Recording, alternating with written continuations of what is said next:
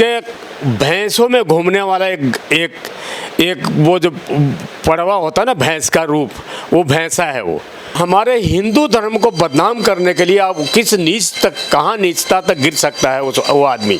एक पप्पू वो साधु संतों से मैं आग्रह करना चाहता हूँ, ये गधा जहाँ मिले इसका स्वागत चप्पलों से होना चाहिए। किससे होना चाहिए? चप्पलों से।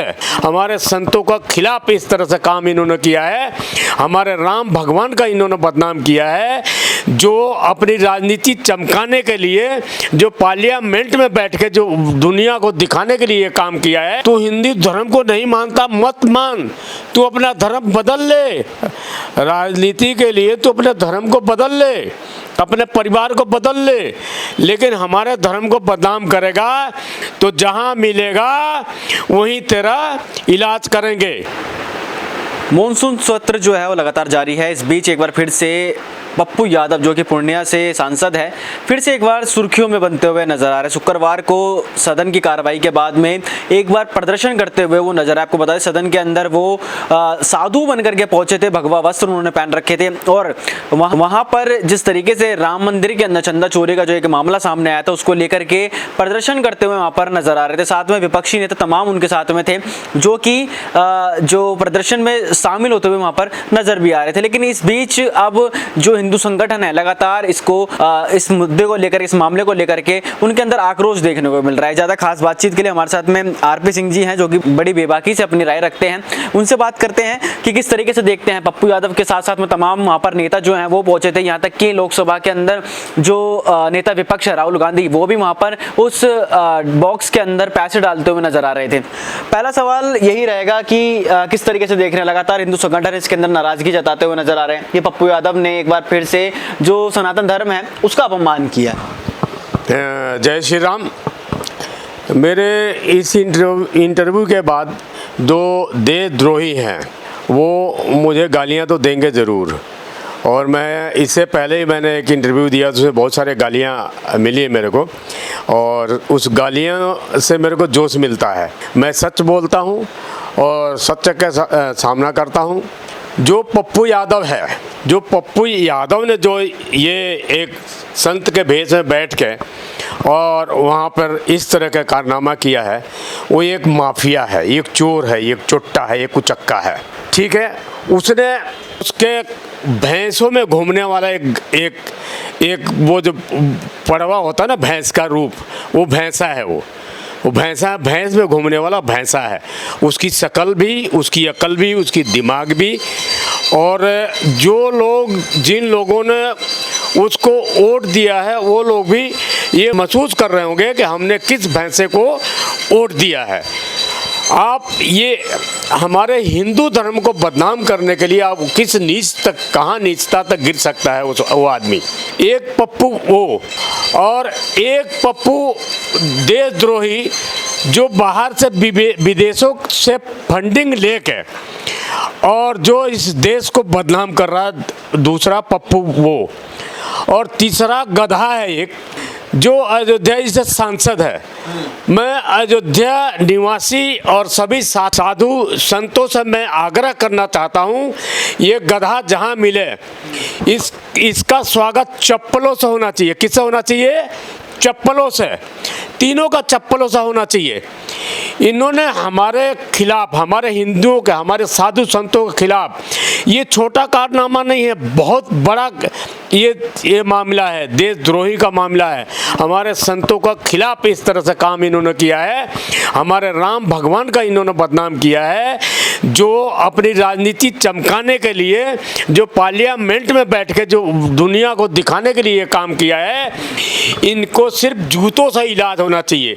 और वो हार पहना था, उसको जूतों का हार पहना चाहिए। जहाँ ये गेड़ा मिल गया ना, गेड़ा, वहीं उस दिन उसको भेड़ा बना दूंगा मैं, उसको भेड़ा बना दूंगा गधे को। गधे ने तो हमारे धर्म को बदनाम कर रहा है। तू, अब मैं तेरे को क्या बोलूं?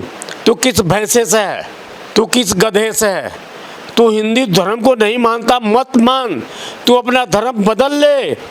राजनीति के लिए तू अपने धर्म को बदल ले, अपने परिवार को बदल ले, लेकिन हमारे धर्म को बदनाम करेगा तो जहाँ मिलेगा वहीं तेरा इलाज करेंगे। ये मेरी बात सुन ले। और तीनों ही पप्पू से कह रहा हूँ, तीनों से मैं सभी आदर करते हुए सभी साधु संतों से मैं आग्रह करता हूँ। ये गुरुजी हैं जिन्होंने राम मंदिर के लिए बहुत कुछ इन्होंने किया है। 32 सालों तक राम मंदिर का पूजा किया है और इन्होंने राम मंदिर को, जो पुजारी थे, 100 रुपये अपने जेब से दिया और उस राम मंदिर को, जो हमारे भगवान टेंट में थे उस टाइम, हमारे गुरुजी ने बहुत कुछ किया उस राम मंदिर के लिए। इन्होंने बहुत कुछ क्या क्या नहीं किया है, जो पुराने संत लोग हैं सब जानते हैं और ये हमारे वीडियो देखेंगे तो समझ भी जाएंगे। ये हमारे गुरुजी पिछले साल जल समाधि ले ली थी और ये मेन पुजारी सत्येंद्र दास जी यही थे। इन्होंने उस राम मंदिर के लिए बहुत कुछ किया है। इन्होंने अपना खून पसीना दिया है, अपने रातों दिन खून से सींचा उसको। आज वो होते तब, आज जो चीज़ें जो उठ रही हैं ये सब चीज़ें उठती नहीं। बहुत चीज़ें वो उनको नॉलेज थी और बहुत चीज़ें वो दबाई जाती और ये सब चीज़ें जो ये पैदा की जाती है, राजनीति की जाती है, वोटों के लिए राजनीति की जाती है, वो हमारे गुरुजी को सब कुछ पता था और पता रहता, सब कुछ ठीक हो जाता। आज उनके नहीं होते हुए भी इस देश में आप देखें कि 500 साल हम लड़ाई लड़ते रहे, हमारे पूर्वज लड़ाई लड़ते रहे राम मंदिर के लिए। राम मंदिर बनने के बाद इस देश के दुश्मनों को पेट में दर्द हो गया।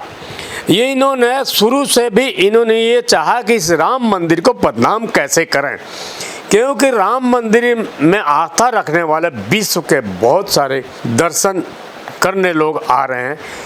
जो बच्चे आज हैं उनके पूर्वज जो चाहे विदेश में हैं, उनके पूर्वज ने भी बहुत लड़ाइयाँ लड़ी है भाई, बहुत लड़ी है। यूपी के बहुत सारे लोग आप अपनी आहुति दी है, वही चोर हैं। इस राम मंदिर को बदनाम करने के लिए तरह तरह से अब अलग अलग तरीके से बदनाम करने की कोशिश कर रहे हैं और कुछ नहीं मिला तो ये बदनाम करने का नया तरीका इन्होंने ढूंढ लिया है। और 27 में यूपी का इलेक्शन है और राम मंदिर का बहुत बड़ा बेस होगा एक, और इसमें क्योंकि अखिलेश कहीं से कहीं भी 20 सीट भी नहीं मिलने वाली है अखिलेश की, तो इन सब के पेट में दर्द है, ये पप्पुओं के पेट में दर्द है।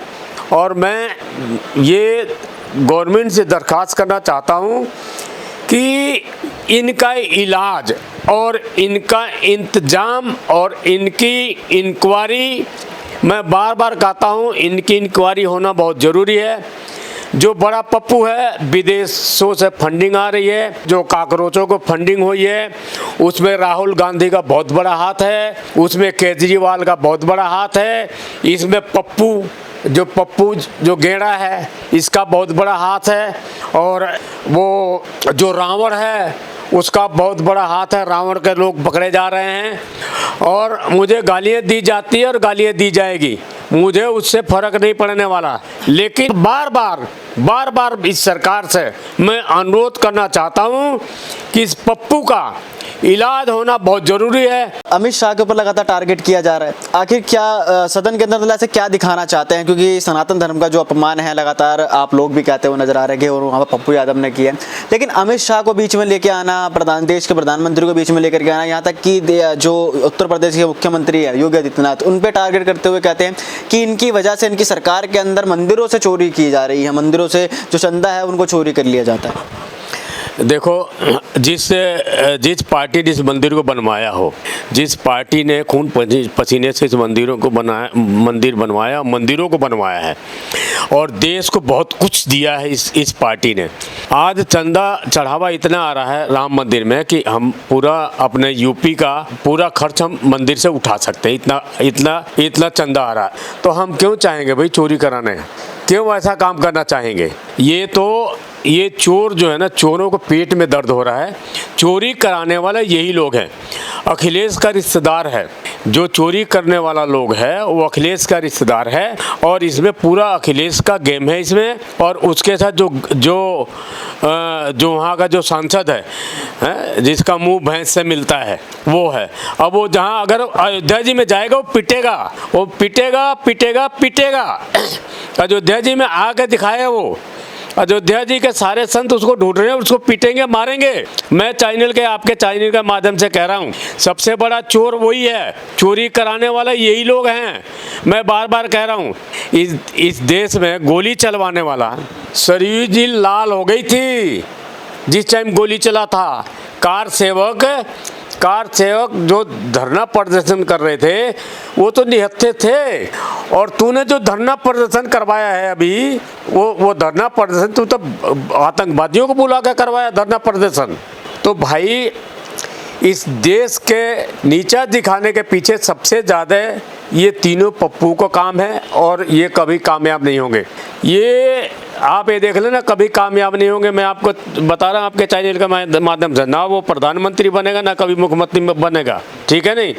और इस बारी वो सांसद बन चुका है, वो सांसद नहीं बनेगा। दोनों गधा, दोनों सांसद नहीं बनेंगे। पप्पू यादव के ऊपर एफआईआर हो गई है, दिल्ली के जहांगीरपुरी के अंदर एफआईआर कराई गई है। साथ साथ में उत्तर प्रदेश के नखलों से भी उनके ऊपर एफआईआर की जो बात है वो सामने आ रही है। ऐसा मैं भी कराने वाला हूँ। अच्छा।